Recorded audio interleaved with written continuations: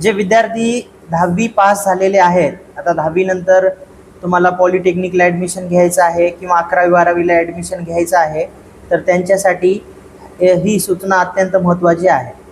तुम्ही शाळेमधून T C घेत असताना काय काय काळजी घ्यायची आहे, तर टी सी तुम्ही घेतल्यानंतर त्यावरती तुमचं पूर्ण नाव बरोबर आहे का ते प्रॉपर चेक करायचं आहे. तुमचं नाव, वडिलांचं नाव आणि तुमचं सरनेम, त्यानंतर तुमची डेट ऑफ बर्थ म्हणजे जन्मतारीख करेक्ट आहे का ते व्यवस्थित चेक करून घ्यायचं आहे.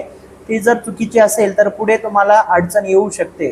त्यामुळं ते जन्मतारीख बरोबर आहे का नाही ते चेक करून घ्या. त्यानंतर आईचं नाव बरोबर आहे का नाही ते चेक करा. त्यानंतर तुमची जी कॅटेगरी आहे, जी कास्ट आहे, ती कास्ट बरोबर टी सीवर तेच आहे का ते चेक करा. त्यानंतर टी सीवरती रिमार्क काय आहे ते पण प्रॉपर चेक करा. तर या सर्व गोष्टी जे टी सीवरती लिहिलेले आहेत, टी सी घेतल्यानंतर प्रॉपर चेक करा आणि त्याचे कमीत कमी 15 ते 20 झेरॉक्स कॉपी काढून ठेवा.